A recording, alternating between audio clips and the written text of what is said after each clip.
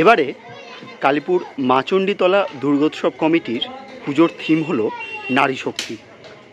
আমরা খবরের কাগজ খুললেই এখন দেখতে পাই আমাদের সমাজে নারীদের ওপর অত্যাচারের মাত্রা দিন দিন বেড়েই যাচ্ছে। কখনো ডোমেস্টিক ভায়োলেন্স, কখনো রাস্তাঘাটে বেরিয়ে তারা ভিকটিম হচ্ছে। তাই এই ব্যাপারগুলোকে সামনে রেখে এবছর কালীপুর মাচণ্ডীতলা দুর্গোৎসব কমিটি তাদের থিম সাজিয়েছে নারী শক্তি রূপে।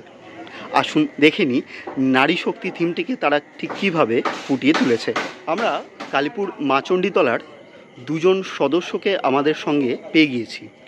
এই প্যান্ডেলের থিম এবং থিমটা ঠিক কীভাবে তারা ফুটিয়ে তুলতে চাইছেন বা এই থিমটা কেন তারা চুজ করলেন, এই সম্পর্কে তাদের থেকে দু চার কথা জেনে নেব। আমি কালীপুর মাচণ্ডীতলা থেকে সুভাষ বাগ বলছি। আমার সাথে আমার ভাই সাহেব বাগ আছে।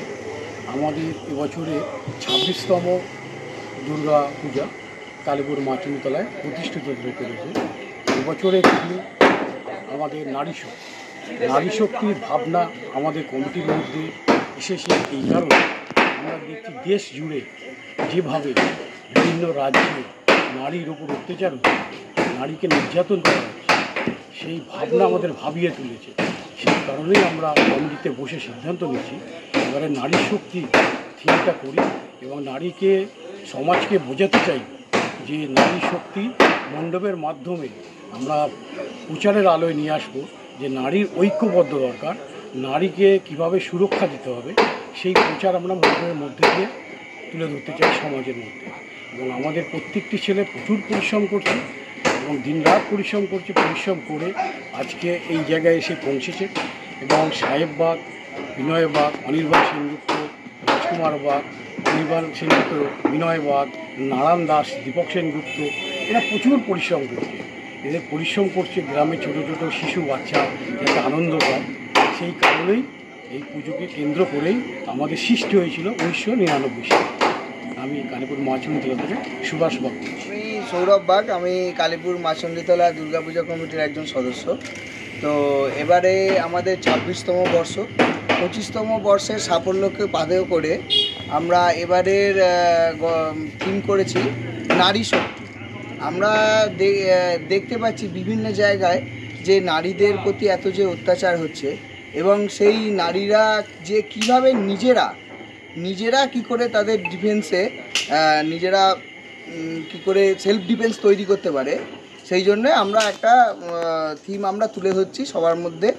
এবং নারীদেরকে কিভাবে কথা বলে যে আক্রমণ করে, যে কথার মাধ্যমে ছোট করে, সেই জিনিসগুলো আমরা এখানে কথাগুলো কোট করে তুলে ধরেছি।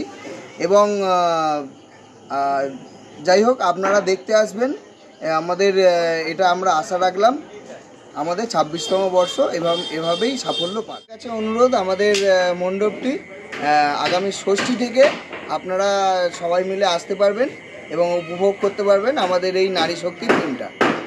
আমরা আমাদের কমিটির পক্ষ থেকে আমরা রাজ্য সরকার তথা মুখ্যমন্ত্রী মমতা বন্দ্যোপাধ্যায়কে আমাদের আর্থিক সহযোগিতা করার জন্যে অসংখ্য ধন্যবাদ জানাই। এবং আমরা আমাদের কমিটির মাধ্যমে ডিসিশান নিয়েছি যে মহিলারা যাতে নিজেদের আত্মরক্ষার্থে যাতে সেলফ ডিফেন্স নিজেরা করতে পারে, সেই জন্য আমরা একটা ক্যারাটে ক্লাস চালু করব। তো সেই ক্যারাটে ক্লাসটা আমরা পুজোর পরেই হয়তো চালু করব। সমস্ত অভিভাবকদের কাছে অনুরোধ যেন তারা তাদের বাচ্চাদেরকে আমাদের এই ক্যারাটে ক্লাসে ভর্তি করবে।